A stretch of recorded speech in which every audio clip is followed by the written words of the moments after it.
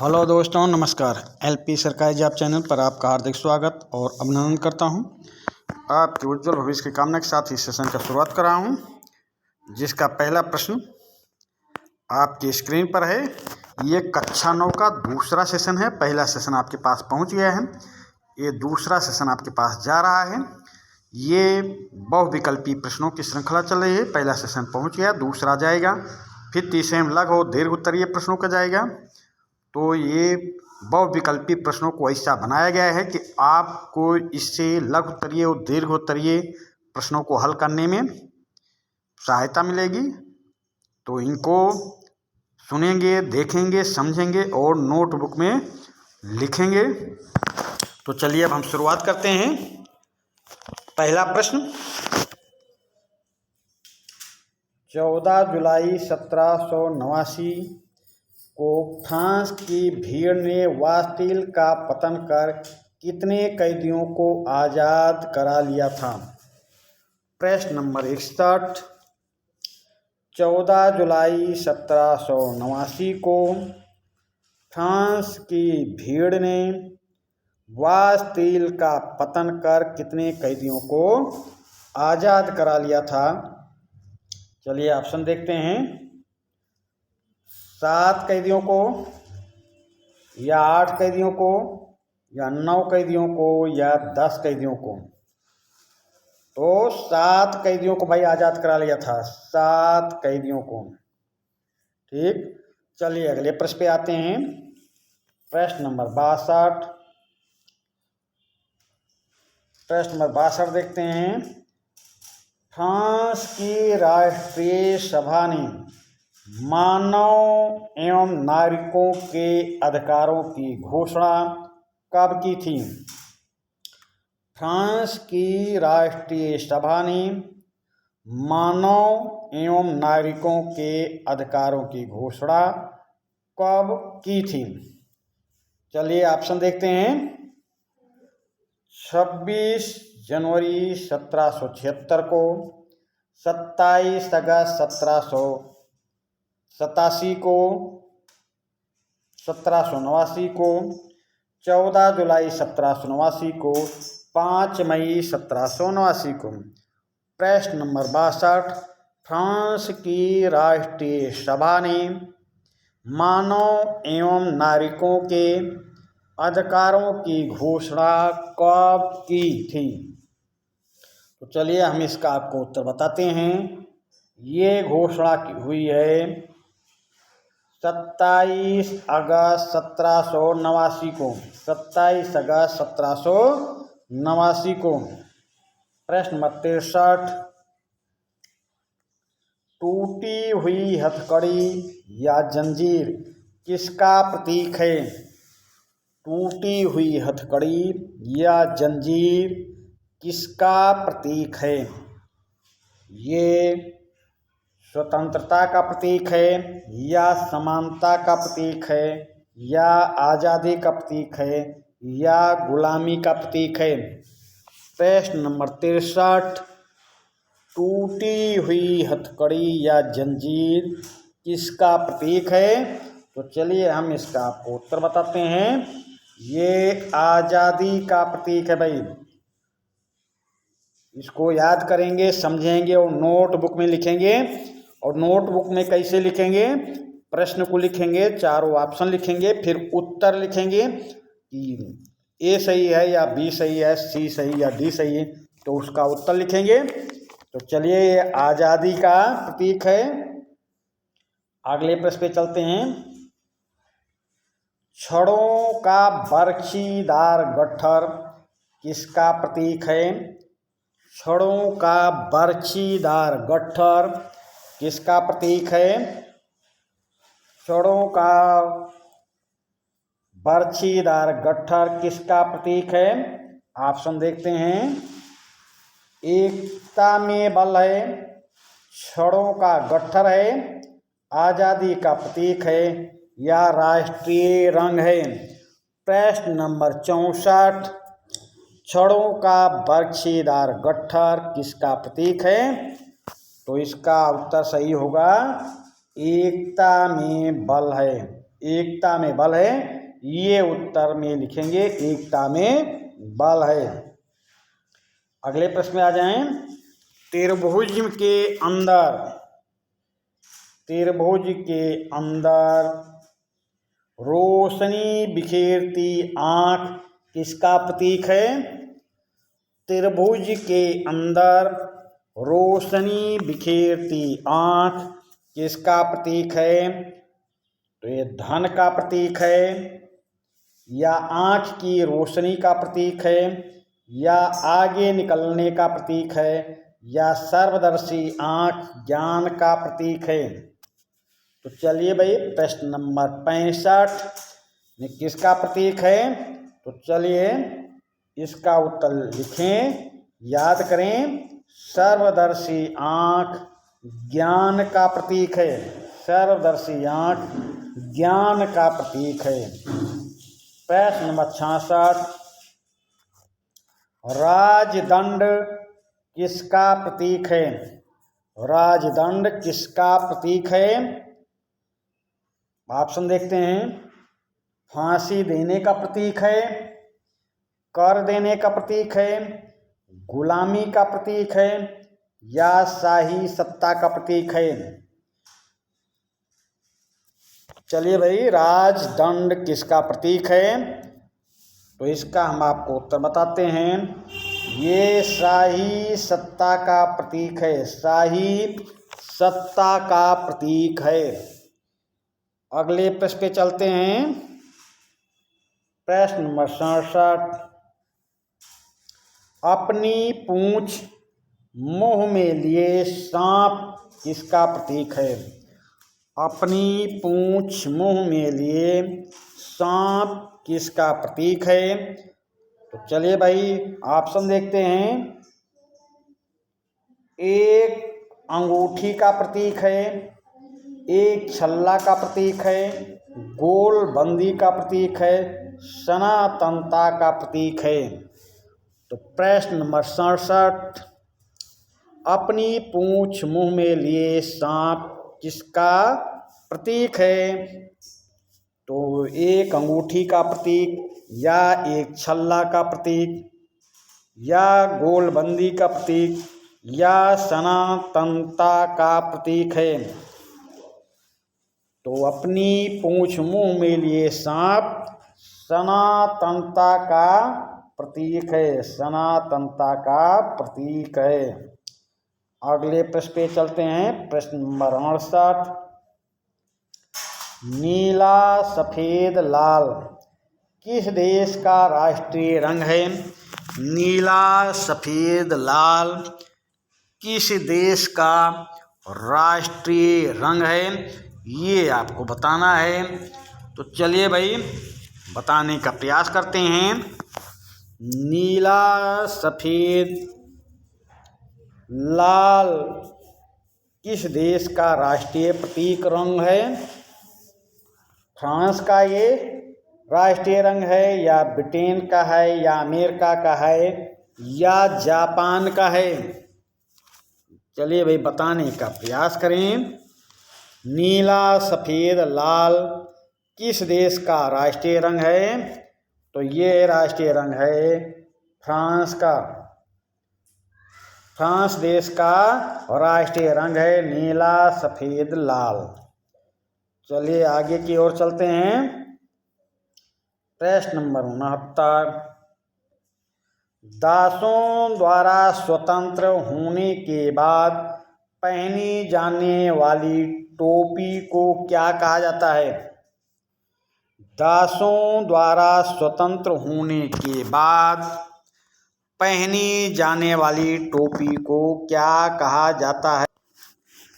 दासों द्वारा स्वतंत्र होने के बाद पहनी जाने वाली टोपी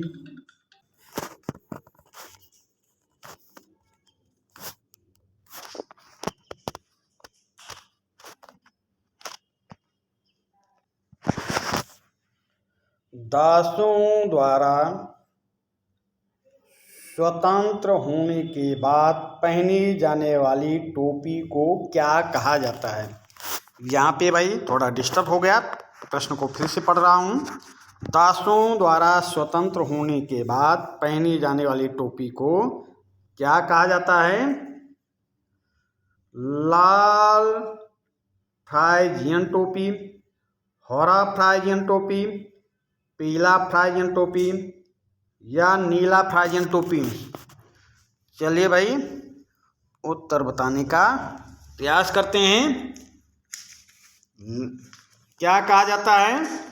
तो ये आप नोटबुक में लिख लें, लाल फ्राइजियन टोपी, लाल फ्राइजियन टोपी कहा जाता है। अगले प्रश्न पे चलते हैं। डायनो वाली स्त्री किसका रूपक है? डायनो वाली स्त्री किसका रूपक है? ऑप्शन देखते हैं। राजा के आदेश का रूप, चर्च के आदेश का रूप, अर्थव्यवस्था का रूप, कानून का मानवीय रूप। डायनो वाली स्त्री किसका रूप है? तो इस प्रश्न को डायनो वाली स्त्री किसका रूप है? ऑप्शन देख लें। राजा के आदेश का रूप है, चर्च के आदेश का रूप है, अर्थव्यवस्था का रूप है, कानून का मानवीय रूप है। तो इसका उत्तर आप नोट करें, ये कानून का मानवीय रूप है, कानून का मानवीय रूप। प्रश्न नंबर 71। फ्रांस के शासक लुई 16वां को किस तारीख को गिलोटीन पर चढ़ाकर फांसी दिया गया? फ्रांस के शासक लुई 16वां को किस तारीख को गिलोटीन पर चढ़ाकर फांसी दिया गया? तो ऑप्शन देखते हैं। ऑप्शन देख लीजिए। 21 जनवरी 1793 को, 20 जनवरी 1793 को, 19 जनवरी 1793 को, 18 जनवरी 1793 को। प्रश्न नंबर 71। फ्रांस के शासक लुई 16वां को किस तारीख को गिलोटीन पर चढ़ाकर फांसी दिया गया? तो इसका आप उत्तर नोट कर लें। ये दिया गया था 18 जनवरी 1793 को। आपका ऑप्शन डी सही होगा। प्रश्न नंबर 72। उस मशीन का नाम बताएं जिस पर अपराधी का सिर रखकर धड़ से अलग किया जाता था। फ्रांस में ये प्रथा थी भाई। उस मशीन का नाम बताएं जिस पर अपराधी का सिर रखकर धड़ से अलग किया जाता था। तो उस मशीन का नाम गिलोटीन था, या सौकुलात था, या नानीन वार्ले था, या विधिपट था। तो उस मशीन का नाम क्या नोट करेंगे, क्या याद करेंगे? गिलोटीन था भाई, गिलोटीन। प्रश्न नंबर 73। गिलोटीन मशीन का आविष्कार किसने किया था? गिलोटीन मशीन का आविष्कार किसने किया था? लुई 16वां ने किया था, या रूसो ने किया था, या लाक ने किया था, या गिलोटीन ने किया था? गिलोटीन मशीन का आविष्कार किसने किया था? लुई 16वां ने, रूसो ने, लाक ने, या गिलोटीन ने? तो अब आप समझ गए होंगे गिलोटीन मशीन का आविष्कार किसने किया था। तो ये आविष्कार किया था गिलोटीन ने, गिलोटीन। अगले प्रश्न पे आ जाएं। प्रश्न नंबर 74। समता रोटी किसका प्रतीक है? समता रोटी किसका प्रतीक है? तो ये समानता की प्रतीक का अपमान है समता रोटी, या स्वतंत्रता का प्रतीक है, या विध का प्रतीक है, या बराबरी का प्रतीक है? तो समता रोटी किसका प्रतीक है? तो समता रोटी बराबरी का प्रतीक, भाई बराबरी का प्रतीक है। आप याद करेंगे, नोटबुक में लिखेंगे, उत्तर में लिखेंगे, बराबरी का प्रतीक है। प्रश्न नंबर 75, बूंदे और नानते जैसे नगर समृद्धि कैसे प्राप्त किए? बूंदे और नानते जैसे नगर समृद्धि कैसे प्राप्त किए? तो ऑप्शन देखते हैं। दास व्यापार का बंदरगाह के कारण, चाय उद्योग के कारण, फ्रांसीसी उपनिवेश के कारण, ऑस्ट्रिया और प्रसा युद्ध के कारण। तो चलिए भाई बताने का प्रयास करें। बूंदे और नानते जैसे नगर समृद्धि कैसे प्राप्त किए? प्रश्न नंबर 75, बूंदे और नानते जैसे नगर समृद्धि कैसे प्राप्त किए? तो ये समृद्धि प्राप्त किए थे दास व्यापार का बंदरगाह होने के कारण। दास व्यापार का बंदरगाह होने के कारण।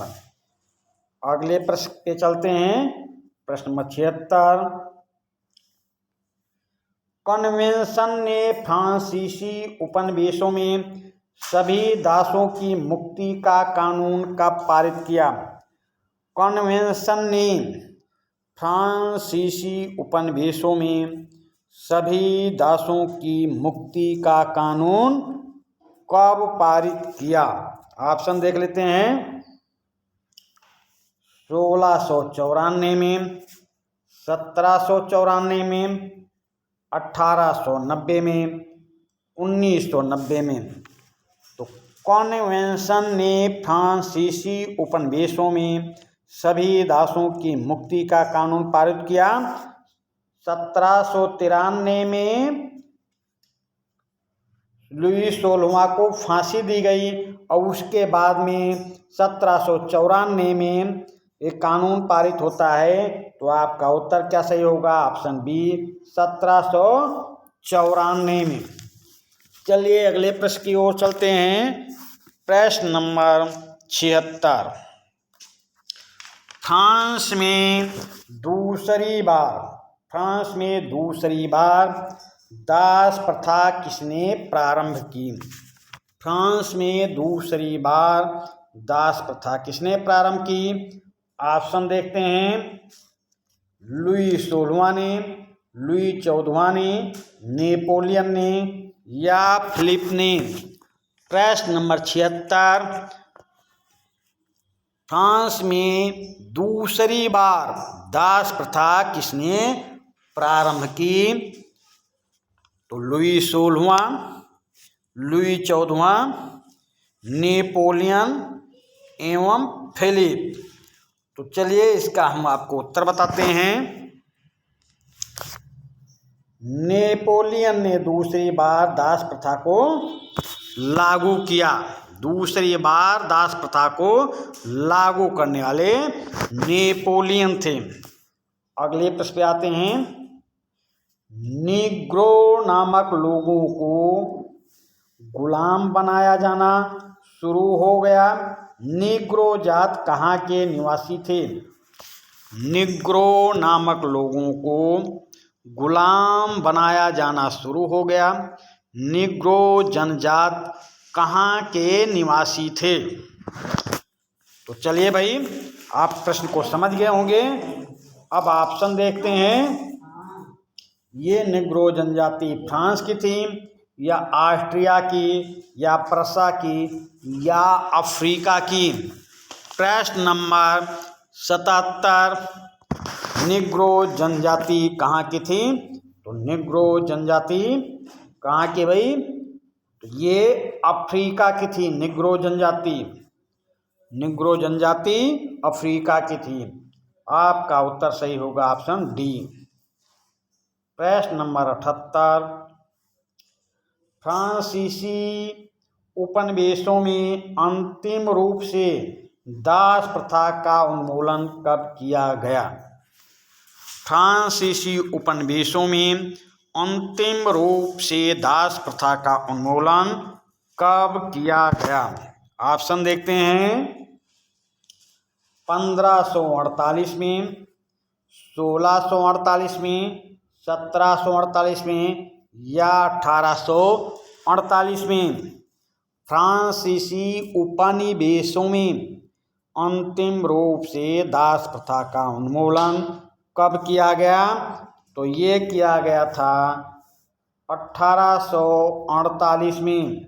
ऑप्शन डी सही उत्तर है। नोटबुक में ऑप्शन डी लिखेंगे, याद करेंगे और सेशन को अपने दोस्तों के बीच शेयर कर दें। और जो सेशन को पहली बार देख रहे हैं वो चैनल को सब्सक्राइब कर लें और लाइक करने में भी कंजूसी न करें। और जो आपके साथ कक्षा 9 में पढ़ रहे हैं, आपके दोस्त हों, मित्र हों, आप उनके पास शेयर कर दें और उनसे भी बताएं कि इस चैनल पर, एलपी सरकारी जॉब चैनल पर पूरा कोर्स कंप्लीट करवाया जाता है। पूरे कोर्स की तैयारी करवाई जाती है। वो चैनल को सब्सक्राइब कर लें। चलिए अगले प्रश्न में आते हैं। प्रश्न नंबर 79, फ्रांस की मुद्रा लिब्रे को कब समाप्त किया गया?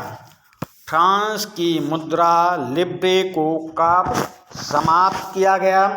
1792 में, 1793 में, 1794 में या 1795 में? फ्रांस की मुद्रा लिब्रे को कब समाप्त किया गया? तो ये लुई 16वां की मृत्यु के बाद 1794 में, 1794 में फ्रांस की मुद्रा लिब्रे को समाप्त किया गया। आपका ऑप्शन सी सही उत्तर होगा। प्रश्न नंबर 78, वाटरलू का युद्ध किस दिन समाप्त हुआ? वाटरलू का युद्ध किस दिन समाप्त हुआ था? 18 जून 1815 या 18 जुलाई 1815 या 18 अगस्त 1815 या 18 अगस्त 1815 या 18 सितंबर 1815? चलिए भाई उत्तर बताने का प्रयास करें। वाटरलू का युद्ध किस दिन समाप्त हुआ था? 18 जून 1815, 18 जुलाई 1815, 18 अगस्त 1815 या 18 सितंबर 1815? प्रश्न नंबर 78 का हम उत्तर बताते हैं। वाटरलू का युद्ध समाप्त हुआ था 18 जून 1815 को। आप उत्तर में लिखेंगे ऑप्शन ए 18 जून 1875। प्रश्न नंबर 81 पे आ जाएं। टेनिस कोड की शपथ कब ली गई? टेनिस कोड की शपथ कब ली गई? चलिए भाई बताएं। ऑप्शन देखते हैं। टेनिस कोड की शपथ कब ली गई? 20 जून 1789, 10 जून 1789, 15 जून 1789, 20 जून 1789 या 25 जून 1789? टेनिस कोड की शपथ कब ली गई? 10 जून 1789, 15 जून 1789, 20 जून 1789, 25 जून 1789? तो ये ली गई थी 20 जून 1789 को। टेनिस कोड की शपथ ली गई थी 20 जून 1789 को। ऑप्शन सी आपका सही उत्तर होगा। प्रश्न नंबर 82, टेनिस कोर्ट की शपथ की अध्यक्षता किसने की? टेनिस कोर्ट की शपथ की अध्यक्षता किसने की भाई? ऑप्शन देखते हैं। ये अध्यक्षता मिराबो ने की, या टॉल्स्टॉय ने की, या वॉल्टेयर ने की, या लुई सोलवा ने की। टेनिस कोर्ट की शपथ की अध्यक्षता किसने की थी? तो टेनिस कोर्ट के शपथ की अध्यक्षता करने वाले मिराबो थे, मिराबो। ऑप्शन ए सही उत्तर होगा। टेनिस कोर्ट की शपथ की अध्यक्षता मिराबो ने की थी। प्रश्न नंबर 83, प्रश्न नंबर 83 देख लें भाई। स्टेटस जनरल में तीसरे स्टेटस के प्रतिनिधियों की संख्या कितनी थी? स्टेटस जनरल में तीसरे स्टेटस के प्रतिनिधियों की संख्या कितनी थी? ऑप्शन पे आ जाएं। 300 प्रतिनिधि थे तीसरे स्टेट्स में, या 600 प्रतिनिधि थे, या 400 थे, या 500 थे। तो स्टेटस जनरल में तीसरे स्टेटस प्रतिनिधियों की संख्या 600 थी भाई। प्रथम स्टेटस के 300 प्रतिनिधि, द्वितीय स्टेटस के 300 प्रतिनिधि और तृतीय या तीसरे स्टेटस के 600 प्रतिनिधि थे। ऑप्शन बी सही उत्तर होगा। चलिए भाई अगले प्रश्न की ओर चलते हैं। प्रश्न नंबर 84, फ्रांस के जनसाधारण का मुख्य भोजन क्या था? फ्रांस के जनसाधारण का मुख्य भोजन क्या था? तो चलिए फ्रांस के जनसाधारण का मुख्य भोजन क्या था? ऑप्शन देखते हैं। पाव रोटी था, चावल था, मांस था, या ये सभी थे। यहाँ पे आप ध्यान देंगे मुख्य भोजन पूछा जा रहा। फ्रांस के जनसाधारण का मुख्य भोजन क्या था? तो मुख्य भोजन में आप पाव रोटी को सही मानेंगे। पाव रोटी को नोटबुक में लिखेंगे, पाव रोटी को याद करेंगे। चलिए अगले प्रश्न पे आते हैं। प्रश्न नंबर 85, फ्रांस की क्रांति का तात्कालिक कारण क्या था? फ्रांस की क्रांति का तात्कालिक कारण क्या था? ऑप्शन देखते हैं। रिक्त राजकोष था, या दार्शनिकों की भूमिका थी, या लुई सोलह की निरंकुशता थी, या स्टेटस जनरल का अधिवेशन था। तो देखिए फ्रांस की क्रांति के में ये सभी कारण थे, पर आपसे पूछा जा रहा तात्कालिक कारण। तो तात्कालिक कारण था जनरल स्टेटस का अधिवेशन। फ्रांस की क्रांति का तात्कालिक कारण स्टेटस जनरल का अधिवेशन था। अगर तात्कालिक नहीं पूछा जाएगा तो सभी कारण थे। तात्कालिक पूछा गया है तो स्टेटस जनरल का अधिवेशन। चलिए प्रश्न नंबर 86 की ओर चलते हैं। फ्रांस की क्रांति में तीसरे वर्ग का प्रतिनिधित्व किसने किया था? फ्रांस की क्रांति में तीसरे वर्ग का प्रतिनिधित्व किसने किया था? स्टालिन ने किया था, या नेपोलियन ने किया था, या मिराबो ने किया था, या रूसो ने किया था? फ्रांस की क्रांति में तीसरे वर्ग का प्रतिनिधित्व किसने किया था?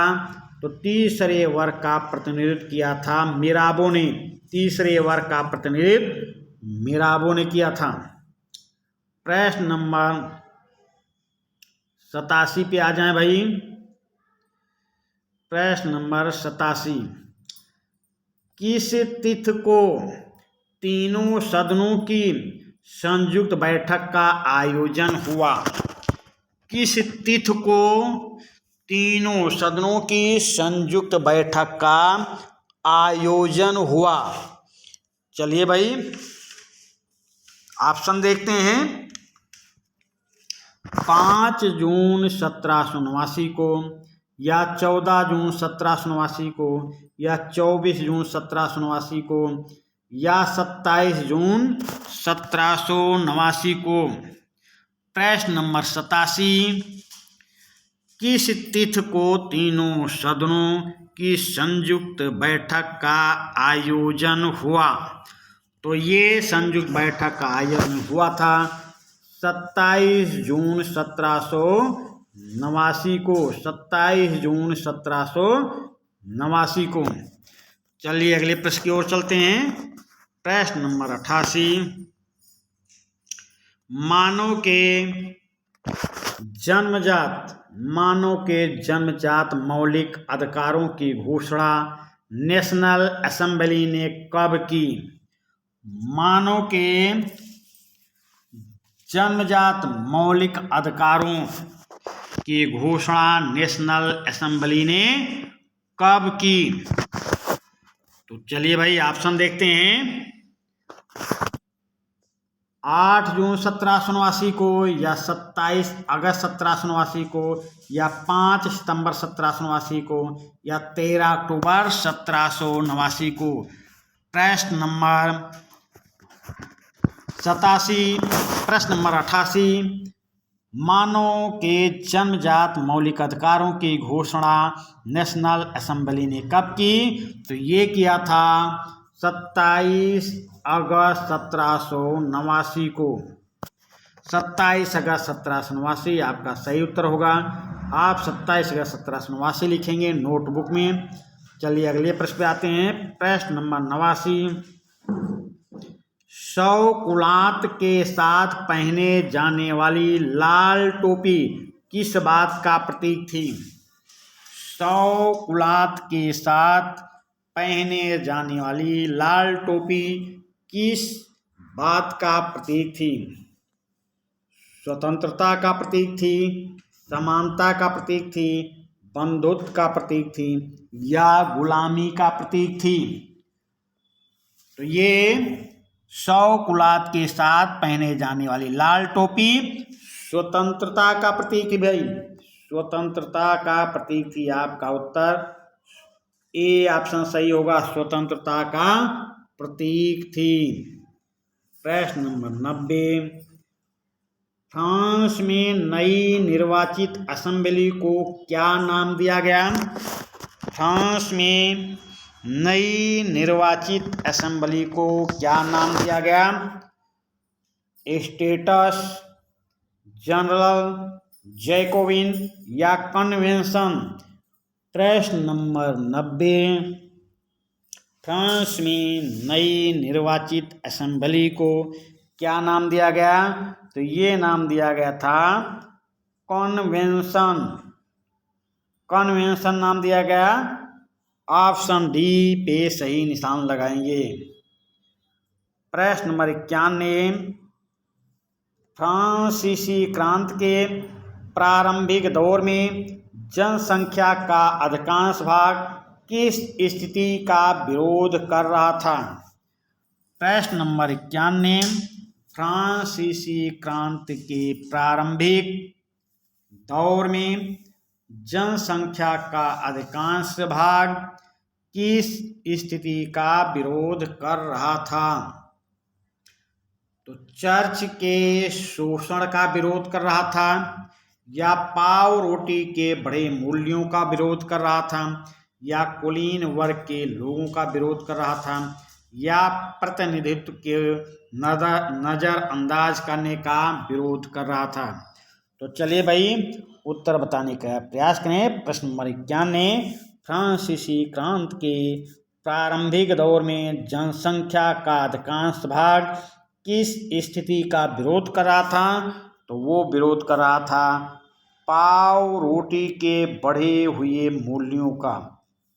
ऑप्शन बी सही उत्तर होगा। नोटबुक में लिखेंगे तो ऑप्शन बी पाव रोटी के बढ़े हुए मूल्यों का। प्रश्न नंबर 92, फ्रांस को कर्ज देने वाले कर्ज के एवज में कितना प्रतिशत ब्याज मांग रहे थे? फ्रांस को कर्ज देने वाले कर्ज के एवरेज में कितना प्रतिशत ब्याज मांग रहे थे? ऑप्शन देख लेते हैं। 10% ब्याज मांग रहे थे, या 10.5% ब्याज मांग रहे थे, या 11% ब्याज मांग रहे थे, या 12% ब्याज मांग रहे थे। तो फ्रांस को कर्ज देने के एवज में कितना प्रतिशत ब्याज मांग रहे थे? 10% भाई, 10% ब्याज मांग रहे थे। ऑप्शन ए सही उत्तर होगा। प्रश्न नंबर 93, फ्रांस की संपूर्ण जनसंख्या में किसानों का प्रतिशत कितना था? फ्रांस की संपूर्ण जनसंख्या में किसानों का प्रतिशत कितना था? 60% था, या 70% था, या 80% था, या 90% था? फ्रांस की संपूर्ण जनसंख्या में किसानों का प्रतिशत कितना था? तो फ्रांस की संपूर्ण जनसंख्या में किसानों का प्रतिशत 90% था। 90%। ऑप्शन डी सही उत्तर लिखेंगे। प्रश्न नंबर 94, नेशनल असेंबली ने प्रूसिया तथा ऑस्ट्रिया के विरुद्ध युद्ध की घोषणा कब की? प्रश्न नंबर 94, नेशनल असेंबली ने प्रूसिया तथा ऑस्ट्रिया के विरुद्ध युद्ध की घोषणा कब की? तो 1780 में युद्ध की घोषणा की, या 1785 में, या 1790 में, या 1792 में? प्रश्न नंबर 94 का उत्तर चलिए हम बताते हैं। ये 1792 में युद्ध की घोषणा की। ऑप्शन डी सही उत्तर होगा। प्रश्न नंबर 95, सौकुलात का अर्थ है? सौकुलात का अर्थ है बिना कोहनी वाला, बिना घुटने वाला, बिना हाथ वाला, बिना पैर वाला। सौकुलात का अर्थ क्या भाई? प्रश्न नंबर 95, सौकुलात का अर्थ चलिए हम आपको बताते हैं। सौकुलात का अर्थ है बिना घुटने वाला। आप याद करेंगे सौकुलात का अर्थ बिना घुटने वाला, नोटबुक में लिखेंगे बिना घुटने वाला। प्रश्न नंबर 95 का ऑप्शन बी सही उत्तर होगा। प्रश्न नंबर 96, फ्रांस की प्राचीन संसद का क्या नाम था? फ्रांस की प्राचीन संसद का क्या नाम था? National assembly, states general, national convention, directory? प्रश्न नंबर 96, फ्रांस की प्राचीन संसद का क्या नाम था? National assembly, states general, national convention, या डायरेक्टरी? तो फ्रांस की प्राचीन संसद का नाम था स्टेट्स जनरल। स्टेट्स जनरल आप उत्तर लिखेंगे नोटबुक में। अगले प्रश्न पे आ जाए। प्रश्न नंबर 97, रोबेस्पियर को गिलोटीन पर कब चढ़ाया गया? रोबेस्पियर को गिलोटीन पर कब चढ़ाया गया? 1784 में, या 1794 में, या 1790 में, या 1800 में? रोबेस्पियर को गिलोटीन पर कब चढ़ाया गया? तो रोबेस्पियर को गिलोटीन पर चढ़ाया गया था 1794 में। 1794 में चढ़ाया गया था। चलिए अगले प्रश्न पे आते हैं। प्रश्न नंबर अगला देखते हैं 98। प्रश्न नंबर 98, डायरेक्टरी क्या है? डायरेक्टरी क्या है? तो ये डायरेक्टरी के बारे में देखते हैं। ऑप्शन देखते हैं। डायरेक्टरी क्या है? 3 सदस्यीय कार्यपालिका है, या 4 सदस्यीय कार्यपालिका है, या 5 सदस्यीय कार्यपालिका है, या 6 सदस्यीय कार्यपालिका है। डायरेक्टरी क्या है? चलिए भाई, 3 सदस्यीय कार्यपालिका है, या ऑप्शन बी डायरेक्टरी 4 सदस्यीय कार्यपालिका है, या ऑप्शन सी डायरेक्टरी 5 सदस्यीय कार्यपालिका है, या ऑप्शन डी डायरेक्टरी 6 सदस्यीय कार्यपालिका है। तो चलिए भाई हम बताते हैं, याद भी करें, नोटबुक में भी लिख भी लें। डायरेक्टरी 5 सदस्यीय कार्यपालिका है। डायरेक्टरी 5 सदस्यीय कार्यपालिका है। प्रश्न नंबर 99 देखें। निम्नलिखित में से किस महिला एवं नागरिक अधिकार घोषणा पत्र तैयार किया था? किसने? निम्नलिखित में से किसने महिला एवं नागरिक अधिकार घोषणा पत्र तैयार किया था? निम्नलिखित में से किसने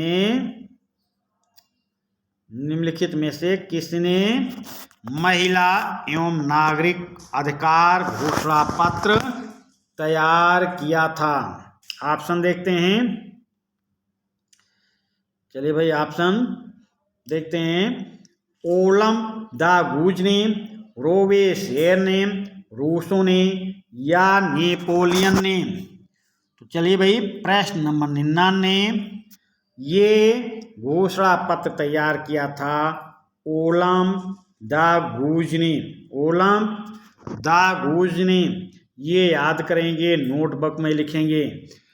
चलिए अगले प्रश्न पे चलते हैं। प्रश्न नंबर 100, नाप तौल की दशमलव पद्धति किसने चलाई?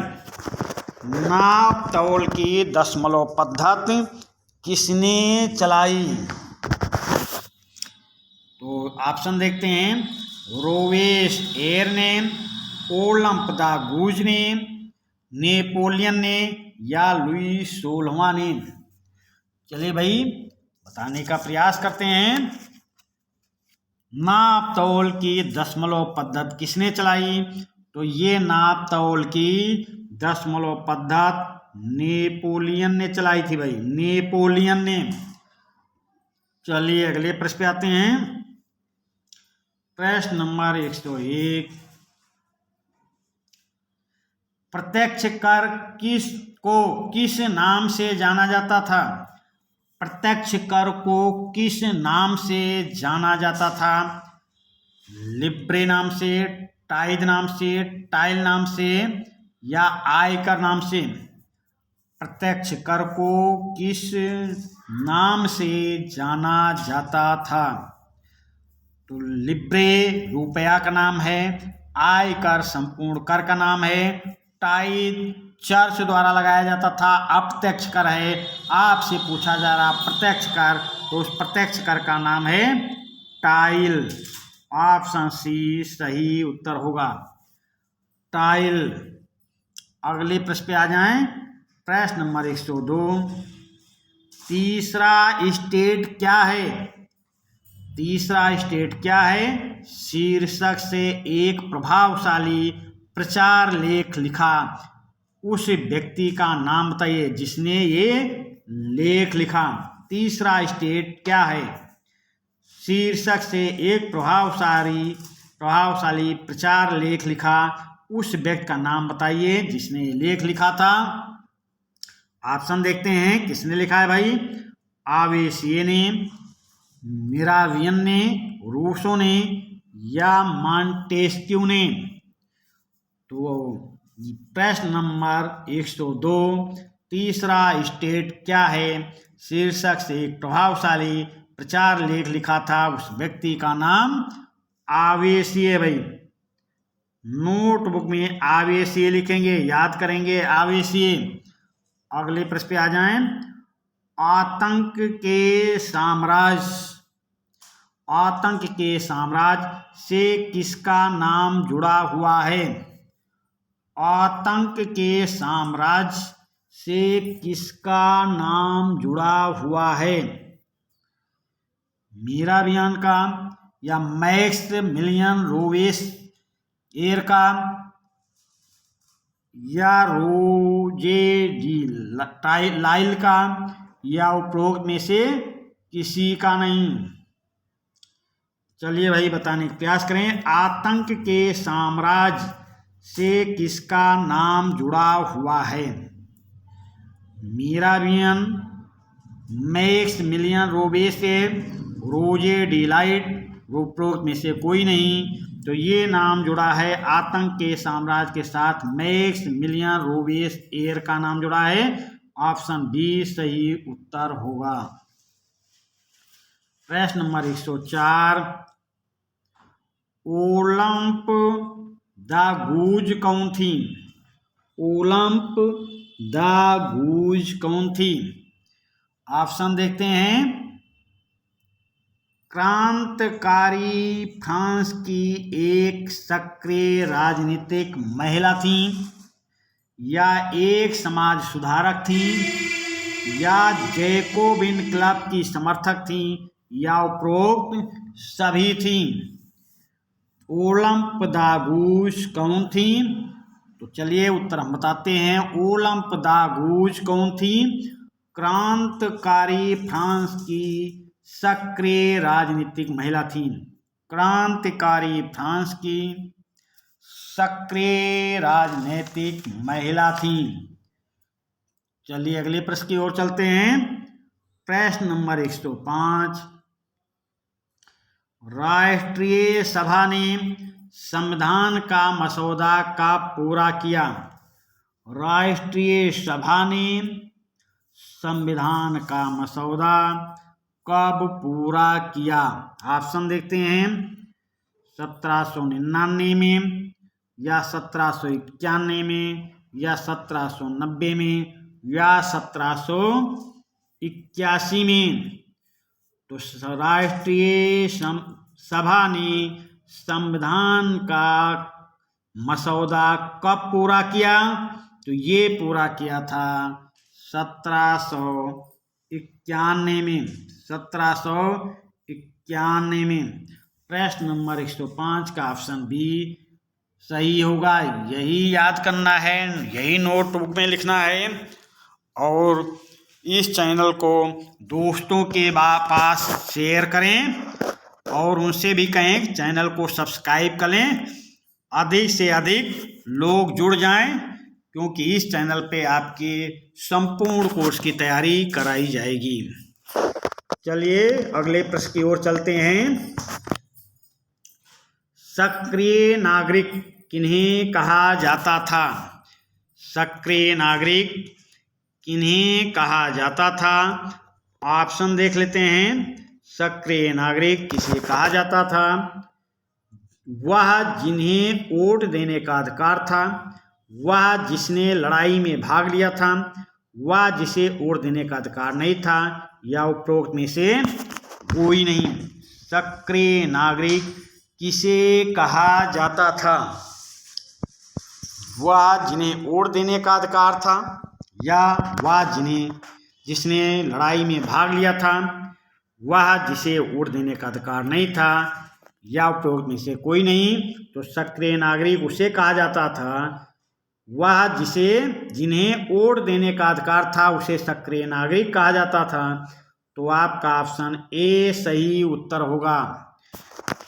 ए ऑप्शन याद करेंगे और नोटबुक में लिखते चलें। प्रश्न नंबर 107, जैकोबिन क्लब के सदस्य कौन थे? जैकोबिन क्लब के सदस्य कौन थे? ऑप्शन देख लेते हैं। जैकोबिन क्लब के सदस्य कौन थे? समाज का समृद्ध वर्ग, समाज के कम समृद्ध वर्ग, राजनैतिक नेतागण, उपरोक्त सभी। तो जैकोबिन क्लब के सदस्य कौन थे? तो जैकोबिन क्लब के सदस्य समाज के कम समृद्ध लोग थे। जैकोबिन क्लब के सदस्य समाज के कम समृद्ध वर्ग से थे। चलिए अगले प्रश्न पे आते हैं। प्रश्न नंबर 108। बिना घुटने वाले किन्हें कहा जाता था? बिना घुटने वाले किन्हें कहा जाता था? क्रांतिकारी लोगों को, या कुलीन लोगों को, या जैकोबिन लोगों को, या पादरी लोगों को? बिना घुटने वाले लोग किन्हें कहा जाता था? प्रश्न नंबर 108। बिना घुटने वाले लोग किन्हें कहा जाता था? तो ये क्रांतिकारी लोगों को कहा जाता था। बिना घुटने वाले लोग क्रांतिकारी लोगों को कहा जाता था। अगले प्रश्न पे आ जाएं। प्रश्न नंबर 117। फ्रांस की मुद्रा लिब्रे को किस वर्ष समाप्त किया गया? फ्रांस की मुद्रा लिब्रे को कब समाप्त किया गया था? चलिए भाई, प्रश्न नंबर 117। फ्रांस की मुद्रा लिब्रे को किस वर्ष समाप्त किया गया? ऑप्शन देखते हैं। 1791 में, 1792 में, 1794 में, 93 में, 1794 में। फ्रांस की मुद्रा लिब्रे को किस वर्ष समाप्त किया गया था?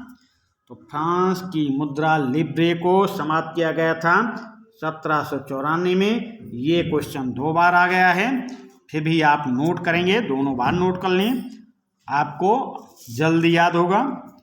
फ्रांस की मुद्रा लिब्रे को कब समाप्त किया गया? 1794 में। प्रश्न नंबर 118। चर्च द्वारा वसूल किया जाने वाला धार्मिक कर कौन था? चर्च द्वारा वसूल किया जाने वाला धार्मिक कर कौन सा था? ऑप्शन देखते हैं। टाइप था, टाइल था, लिब्रे था, या आयकर था? चर्च द्वारा वसूल किया जाने वाला धार्मिक कर कौन था? तो धार्मिक कर कौन था? टाइप था। चर्च द्वारा वसूल किया जाने वाला धार्मिक कर टाइप था। प्रश्न नंबर 119। जैकोबियन राज का पतन कब हुआ? जैकोबियन राज का पतन कब हुआ? 1793 में, 1893 में, 1790 में, 1780 में। जैकोबियन राज का पतन कब हुआ? प्रश्न नंबर 119।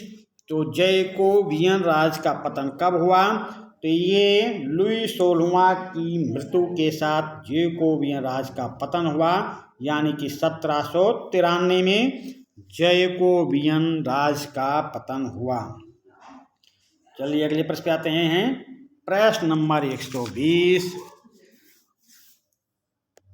कब फ्रांस का संविधान अस्तित्व में आया जिसके तहत मानव अधिकारों के साथ सम्राट की शक्तियों पर अंकुश लगा? कब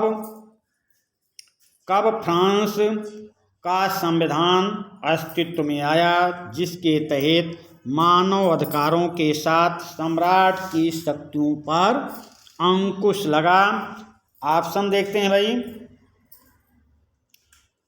1791 में, 1781 में, 1790 में, 1804 में।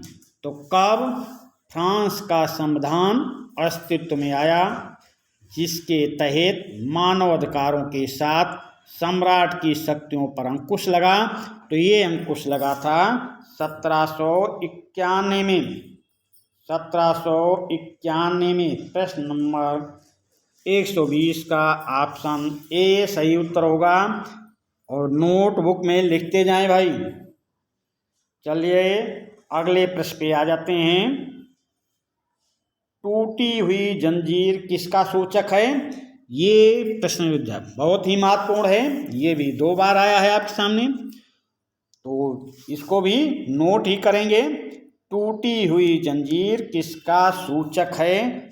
ऑप्शन देख लेते हैं। समानता का सूचक है, बंधुता का सूचक है, स्वतंत्रता का सूचक है, या गुलामी का सूचक है? इसको थोड़ा घुमा दिया गया है। प्रश्न ये आपसे पूछा जा चुका है। तो चलिए इस प्रश्न का उत्तर आप भी कोशिश करें, बताने का प्रयास करें। टूटी हुई जंजीर किसका सूचक है? ये इसका उत्तर कमेंट के माध्यम से बताने का प्रयास करें। और इस सेशन का ये लास्ट प्रश्न है। आप तीसरे सेशन में आपके पास लघु उत्तरीय और दीर्घ उत्तरीय प्रश्न जाएंगे। उस प्रश्न में प्रश्न को पढ़कर उसकी व्याख्या करेंगे अपने शब्दों में। उस व्याख्या को आपको अपने शब्दों में याद करना है, नोट करना है। जैसा हम व्याख्या करेंगे वैसा आपको अपने शब्दों में उसकी व्याख्या दिमाग लगाकर सोच समझकर व्याख्या करना है। उत्तर आपको लिखना रहेगा। उसमें हम प्रश्न बताएंगे और उसकी व्याख्या करेंगे। वैसी ही व्याख्या आपको अपने नोटबुक में लिखना है। तो चलिए इस सेशन का ये लास्ट प्रश्न है। अगले सेशन में बता चुका हूँ लघु उत्तरीय और दीर्घ उत्तरीय प्रश्न आएंगे। तो प्रश्न नंबर 121, टूटी हुई जंजीर किसका सूचक है? तो ये किसका सूचक भाई? स्वतंत्रता का सूचक है। स्वतंत्रता का सूचक है। इसी के साथ इस सेशन का समापन करते हैं। धन्यवाद।